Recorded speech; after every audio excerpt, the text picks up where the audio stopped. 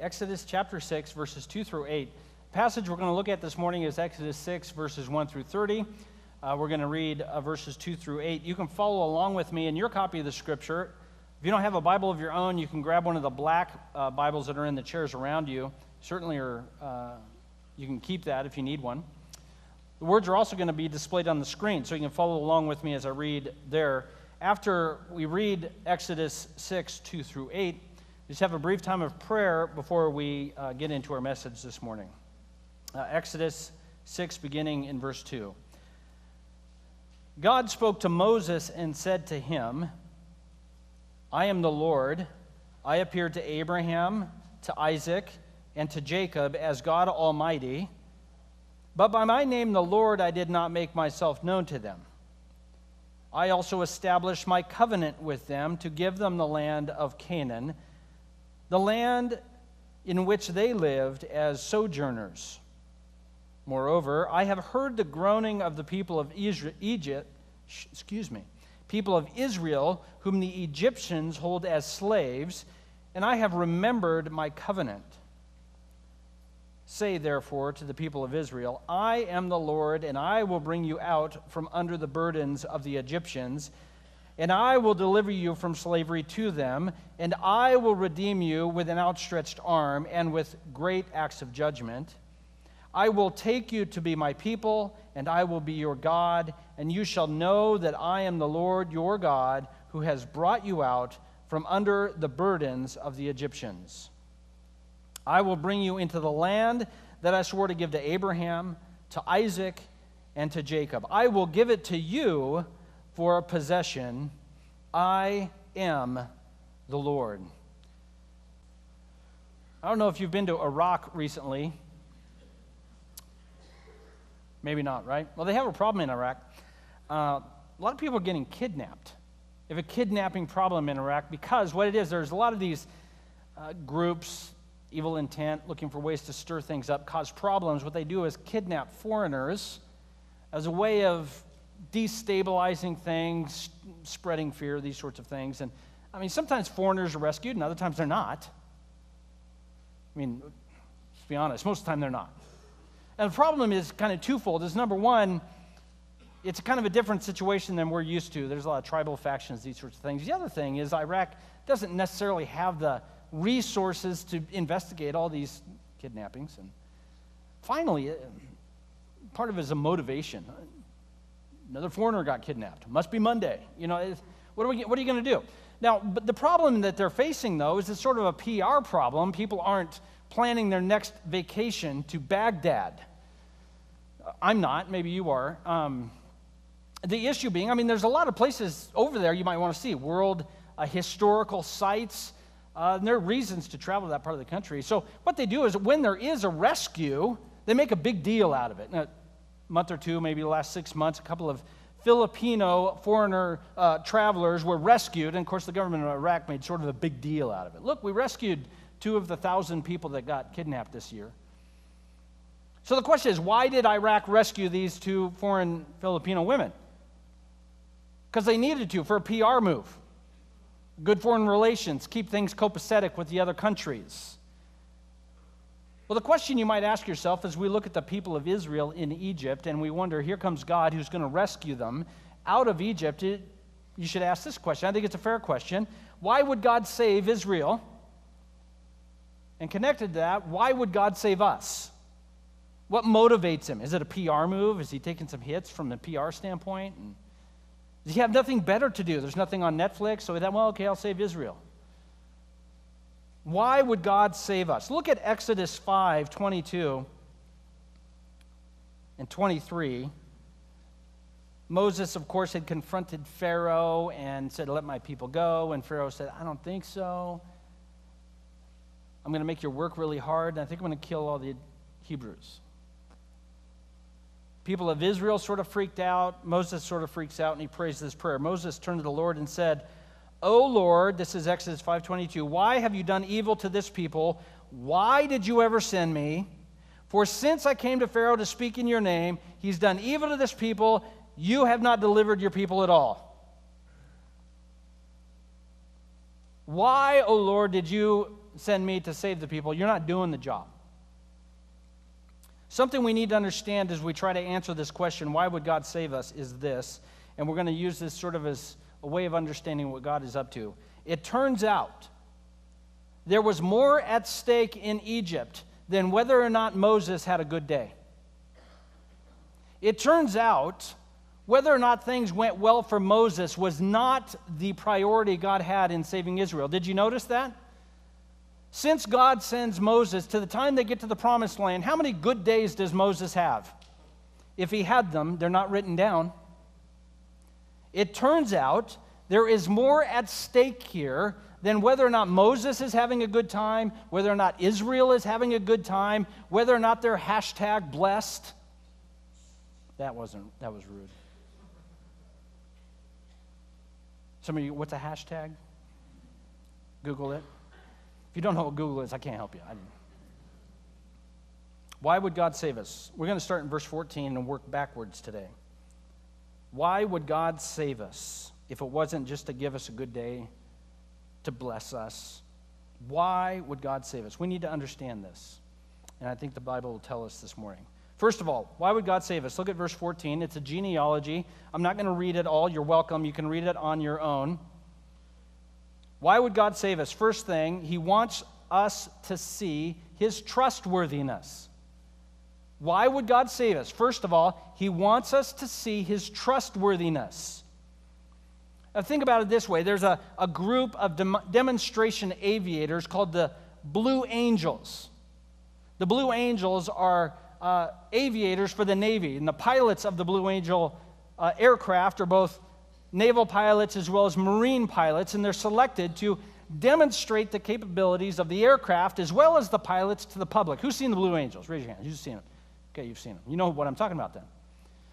The mission of the Blue Angels as an aircraft wing is to demonstrate to the public the professionalism and capability of naval aviation. They do a pretty good job of that. If you go to a Blue Angel outfit demonstration, you go, those guys can fly. I bet you if they had to fight somebody else in an airplane, they would win. The Blue Angels demonstrate their capability that we might have some trust in their ability to defend America's interests. So Jesus, or I should say God, comes to Moses and says, I want to save you. And one of the reasons is I want to demonstrate my trustworthiness. Look at verse 14. These are the heads of their fathers' houses. Here's how Israel was organized. God called Abraham. Who knows Father Abraham? Many sons? Okay, good. Had Abraham. Abraham had a promise given to him by God that he would have lots of kids and he would have a land. God then continues that promise from Abraham to Abraham's son, who was named Isaac. Good. So Abraham had a promise made to him, and that promise carried on to Isaac. So Isaac was the son of the covenant. Isaac then had a son, and his son's name was Jacob. And Jacob was the son of the covenant. Now, Abraham, Isaac, and Isaac had other sons, but they weren't sons of the covenant. The son of the promise is Jacob, and Jacob had a new name, which was Israel. So all of the sons of Israel are the sons and daughters of the promise of God. I will give you a land, and you will be my people. And so now in this genealogy, he's going to tell us about the sons of Israel, 3 of them. And that sons of Israel, there was actually 12, they were the tribes of Israel. And the firstborn son was Reuben. Look in verse 14. These are the heads of the houses. Reuben. He was such a great son, they named a hot dog after him. It's delicious. Good strong sauerkraut and a dill pickle spirit. Man, I'm hungry. We need a Wiener Schnitzel in Medford now that I think about it. Okay. Sorry, it was a little ADD moment there. So you have Reuben, firstborn son. All he says is, yeah, he had a couple of kids. Then verse 15, the sons of Simeon. That was the second-born son of Israel. Another tribe of Israel, Simeon. He had a couple of sons, good for him. Then verse 16, these are the names of the sons of Levi. And this is where we stop. The other 9 sons of Israel are not mentioned in this genealogy.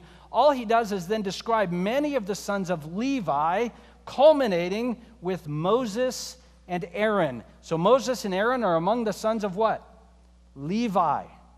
And he's making a point. Moses and Aaron, through which God will bring his law and the tabernacle system and the worship of God, are Levites, and the Levites are going to be set aside for the priesthood. Look at verse 26. These are the Aaron and the Moses to whom the Lord said, bring out the people of Israel from the land of Egypt by their host. Here's what God is saying through this little genealogy. I made a promise to Abraham, I made a promise to Isaac, I made a promise to Jacob, and I mean to keep it. I am a covenant-making God, and I am a promise-keeping God, and I want to save you as a means of showing you I do not forget my promises, and I always keep my promises. Moses and Aaron going to Egypt to call out the people of Israel is to remind Moses and Aaron and the people of Israel God keeps his promises. Every promise God has ever made, God has kept. A promise made by God is as good as done. Moses and Aaron matter. Why? Because they're handsome devils? Because they're well-spoken, influential, lots of money, friends in the right places. No, none of these things matter. Frankly, they had none of these things. Moses and Aaron matter because the covenant matters. And the covenant matters because of the covenant maker. Who made it? God did. How often does he keep his promises? Always. God is the covenant-making God. God is the covenant-keeping God. What if they disobey? What will happen to the covenant then? Remember the covenant. Okay, now we're off script. Just give me a minute. Are you ready? Remember when he made the promise to Abraham in Genesis? What did he do?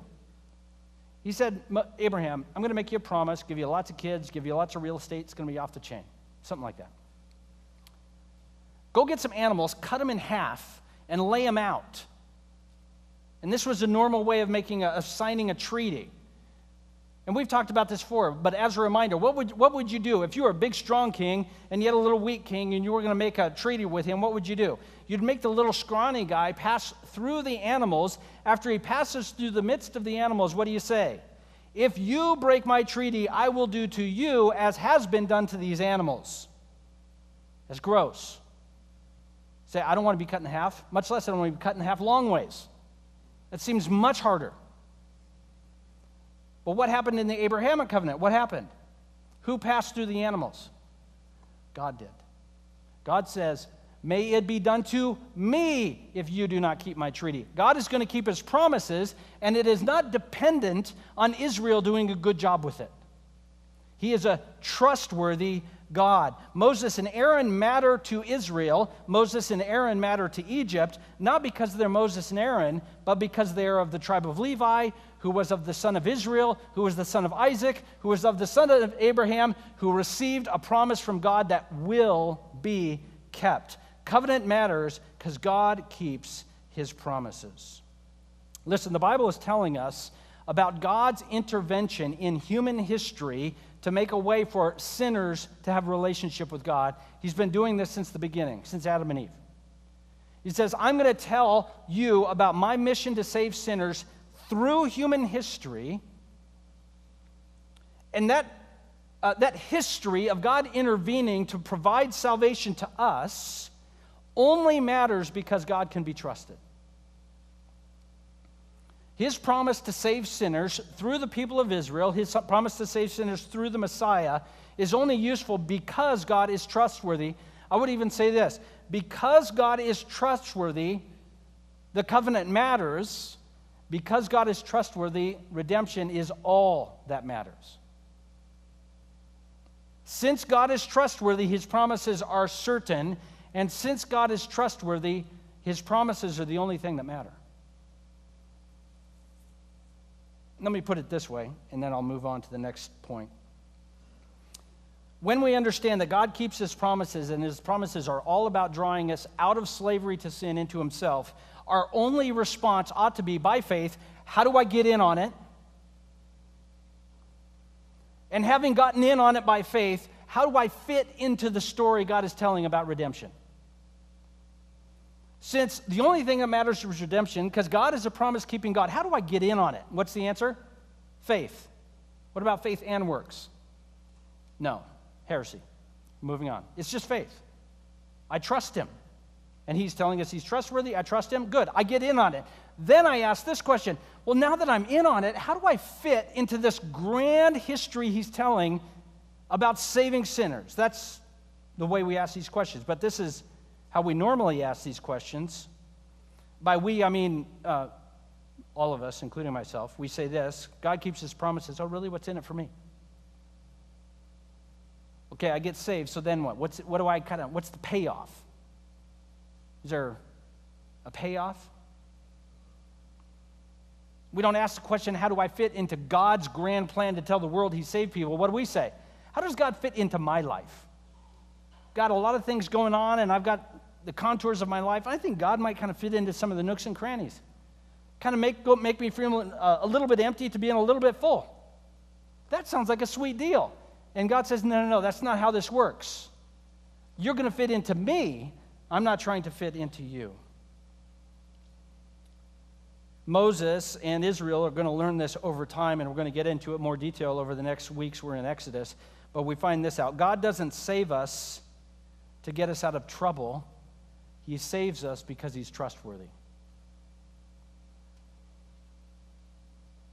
Maybe another way of saying it, and an author has put it better than I can, our salvation is all about God. Our salvation is for us. It is about him. The subject matter of our salvation is God. We just happen to be the recipients of it. Why would God save us? What's the first one? He wants us to see he is trustworthy. All right, let's keep going backwards. Back to verse 9. Back to verse 9 of Exodus chapter 6.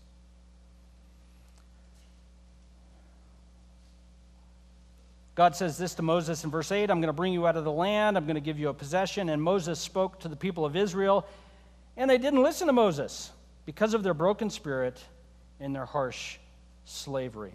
There's an explorer, he's British, I don't know if I've mentioned him before, but maybe you've heard of him. His name is Benedict Allen. And he's kind of an interesting explorer. He likes to go into these very remote places with no safety net, like no satellite phone, no pager, if they make those anymore. No way, it's just go in and see if you'll live. And what he was doing here recently, I think it's been in 2018, he went down to Papua New Guinea, and what he wanted to do was make contact with this very remote group of people. Really, it had very little to no contact with modern humans. So he went in like he normally does, no safety net, no cell phone, no satellite phone, just the backpack on his back, and he's going to go in and try and meet these people and see what happens. And when it comes time for him to come out, he doesn't show up. Like for a long period of time, I don't know long, but at least several days, weeks, maybe even months, he doesn't show up at the extraction point. So they don't know what happened to this guy.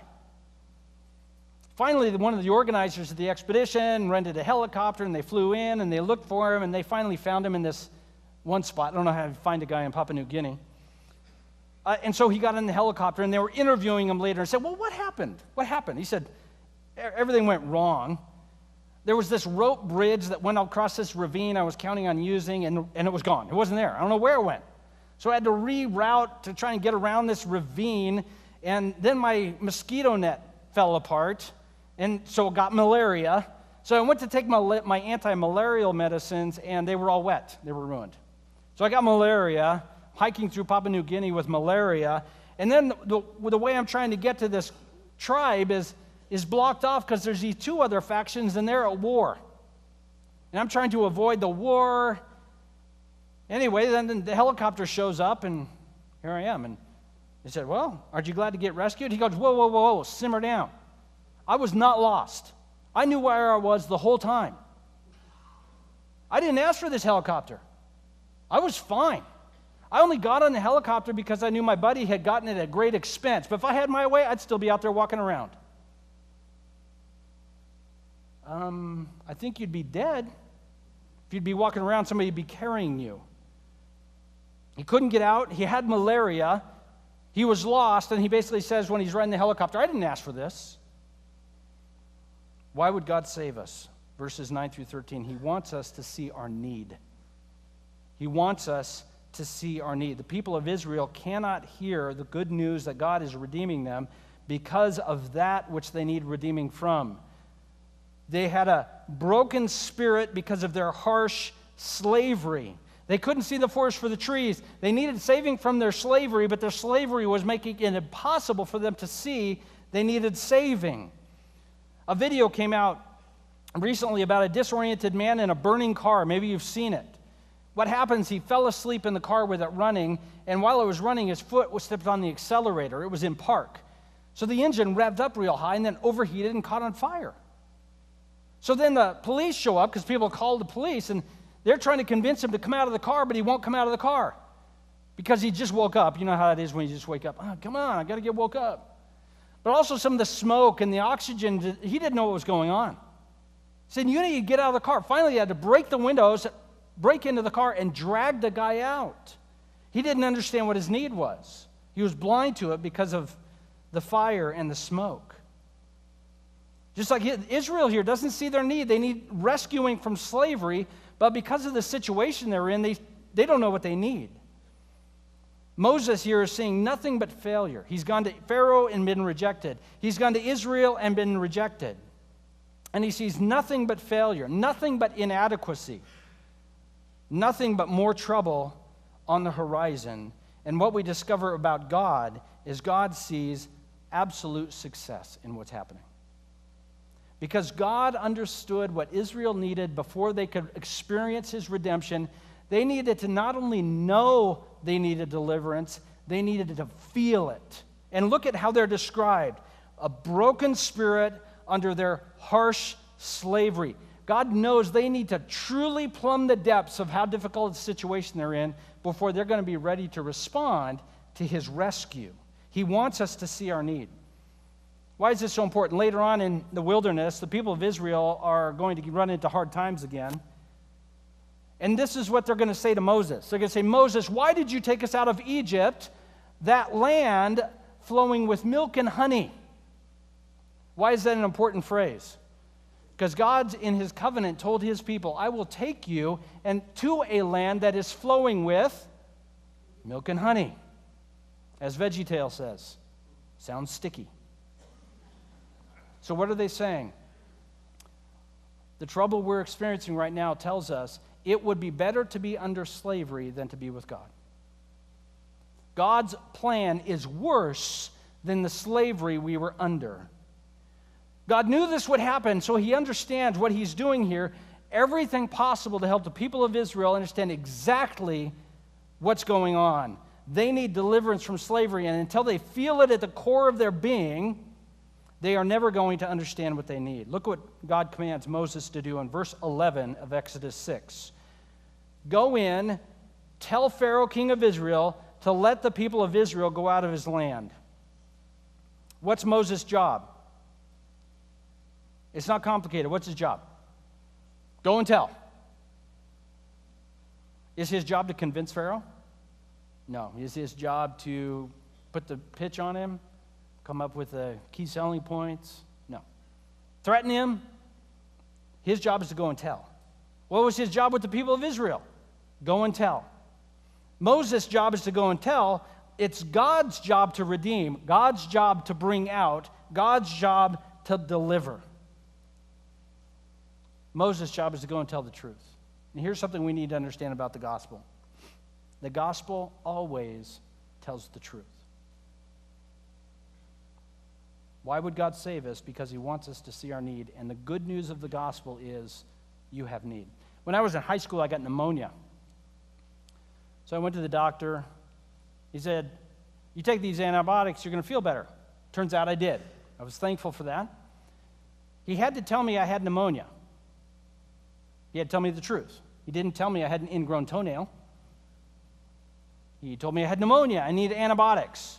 This is the gospel. The gospel tells us the truth. You need redemption because you're a sinner. Israel needed out of Egypt because they were slaves. We need redemption because of our sin. The gospel always tells us the truth. The good news that Jesus died on the cross is useless if you don't have a sin problem. Your sin is your problem.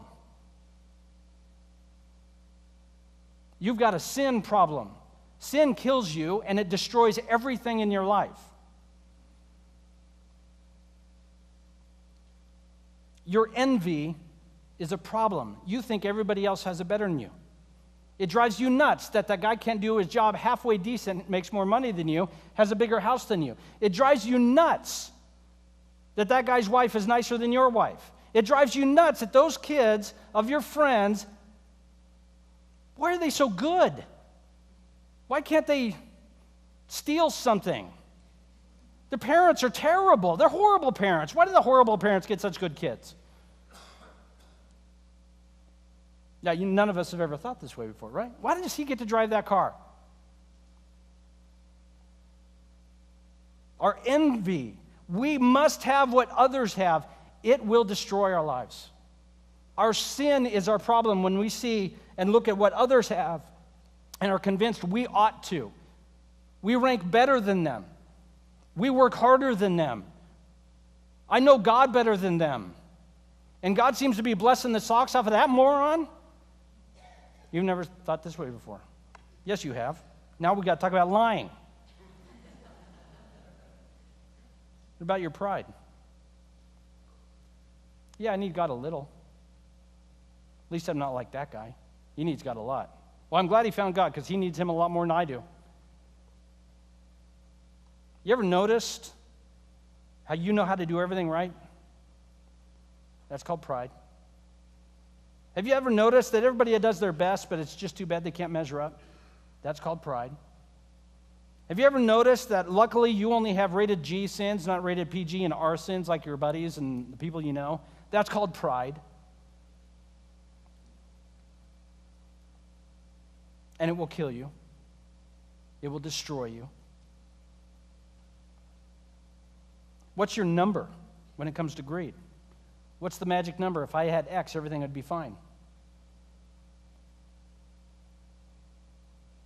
What is it about your current situation where you can take it easy and rest? If that thing is not God, it's greed. Here's what we need to understand about our sin.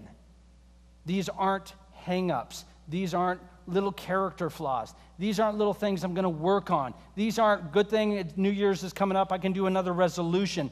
Your sin is your problem, and it's a death sentence. Jesus did not die on the cross because you have a couple of character flaws. Your sin is your problem, and he died on the cross because you're a sinner, and if you had been given half a chance, you would have nailed his hands to the beam.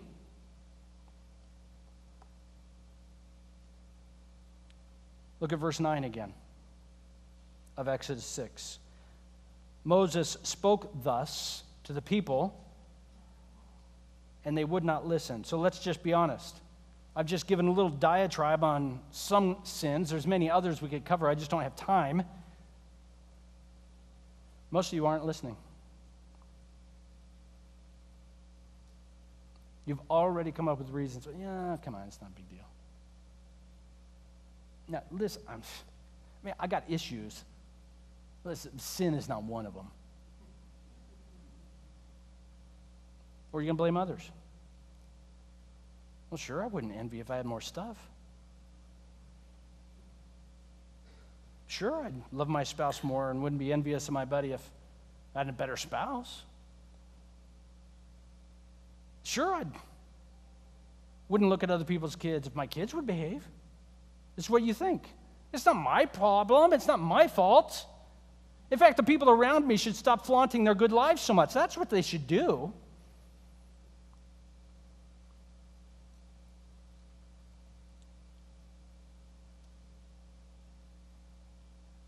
We argue with God. We shift the blame. We seem to forget our problem is our sin. That is the problem. The problem starts in our own heart. The sin inside of us, as Paul Tripp has said, is worse than the sin around us. The problem is we need saving. We need redemption. We need to be made new. Why would God save us? He wants us to see our real need. And I don't care how far down you plumb the depths of your sin, his grace is bigger. But you will never see the extent of his grace if you refuse to acknowledge the extent of your sin. Why would God save us? He wants us to see our need. A video came out, another video was online. You can Google it if you want. It got a couple named Steve and Heather Winfrey. Maybe you've heard of them. Steve, since he was 18, he'd had a kidney disorder. Kidney failure, I guess is what you call it. One thing led to another. It turns out that his wife was a donor match for her husband. And the video was kind of fun. I didn't see it. I got distracted. She revealed to him that she was a match through baseball cards. They did baseball cards together. And she revealed that we're a match. And sure enough, she donated the kidney to her husband, saved his life. Why would God save us? God's nature, just like Steve's wife, God's nature fits our need, which is a need of redemption. Why would God save us? He wants us to know him as the Redeemer God. Who he is fits our need. It's like Steve's wife's kidney fit him. I think of it this way. Your house catches on fire, so you call the fire department. And first, you're obviously going to post it on Facebook, and then call the fire department. My understanding is how that works now. House is on fire. Hashtag burning. Just call the fire department. Just call the fire department comes, they put the fire out, talking to the firefighter, and you say, I am so grateful that you became a firefighter to put out my house. The firefighter, I was glad to put out your house. I didn't come a firefighter to put out your house. I became a firefighter. That's what I wanted to do. I mean, you happen to also need my services, so I'm glad to help. No, I know how it works. You grew up, wanted to be a firefighter because my house would one day catch on fire, and so you went to training, think of my address, 617 Main Street, and you had that on a poster above your locker, and couldn't wait for the day when you fulfill your dream to put the fire out in my house. You're an idiot. Why would God save us? He wants us to know him as the Redeemer God. That this is what is like, what he is like. His nature is a God who saves. Look again at verse 6. We read it earlier. I am the Lord. I will bring you out of Egypt, out of your burdens. I will redeem you out of slavery with an outstretched arm. I will take you to be my people. He says this, I am your Lord. I will bring you out. My nature is a bringing you out of slavery kind of God. And he's going to do this with such power and such force that later on, Moses is just going to be flabbergasted. He says this in Deuteronomy 3, O Lord God, you have only begun to show your servant your greatness and your mighty hand. For what God is there in heaven or on earth who can do such works and mighty acts as you have? Who can do what God does? No one. Moses puts it another way here in Deuteronomy 3, if we understand it right. He says, who can do what God does? No one can. But let's just pretend for a minute there was a guy. Let's call him Bill. And he could do what God does. He could do 10 plagues and Passover and Red Sea. He could do all that. He wouldn't.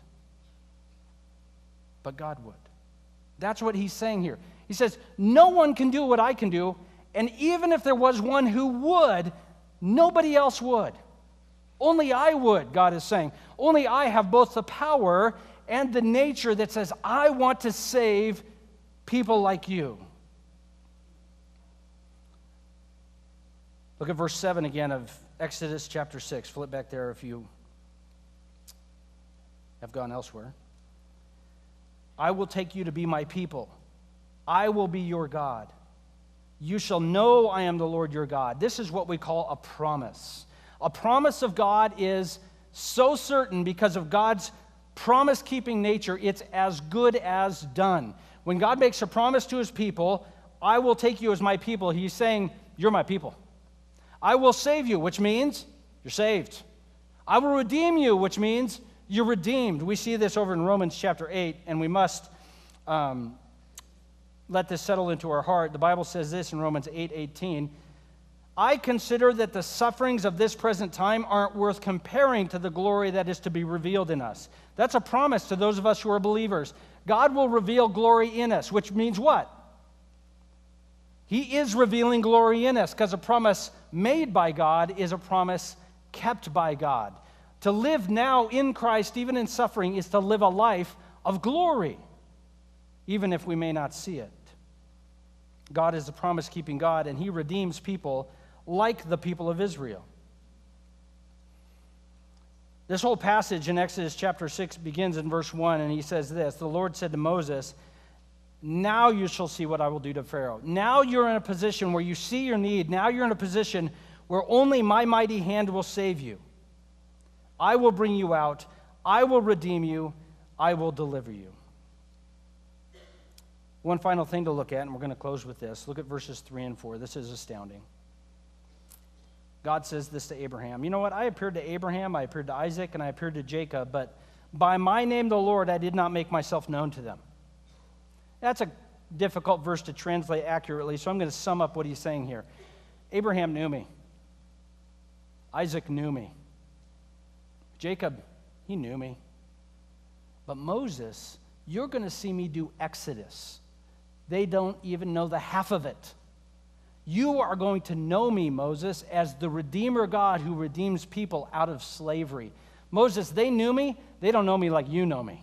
Because you will know me as the God who redeems people out of slavery.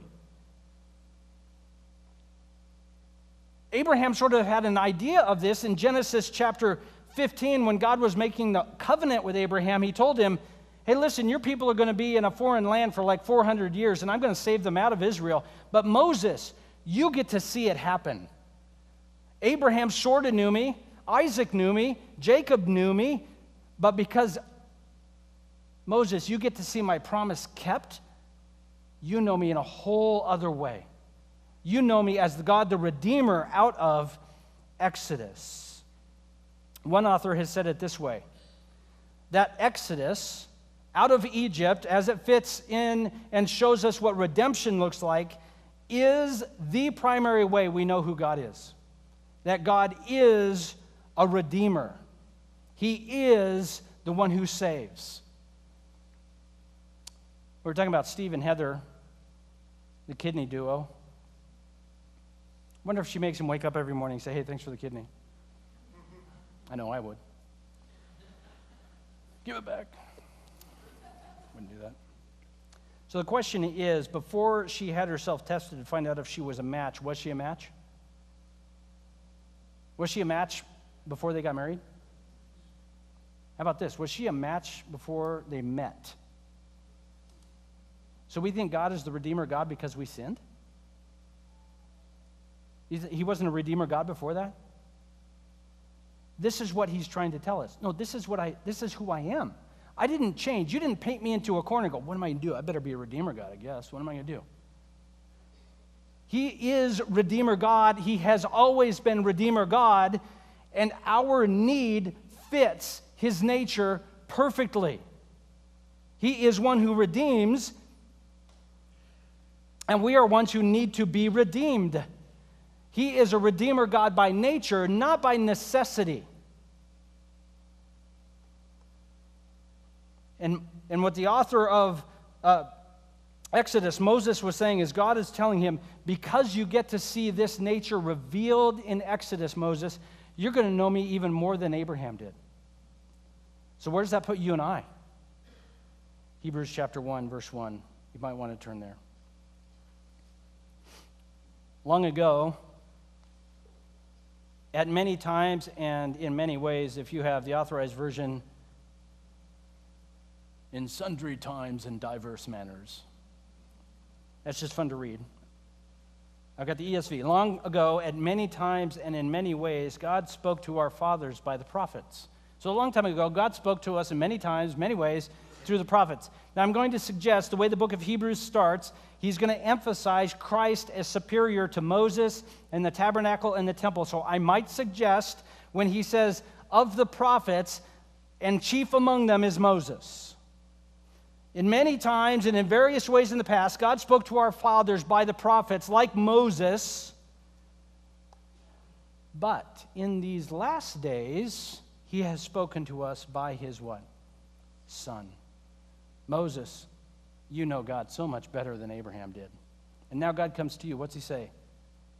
Moses didn't have a clue. You know me by my son.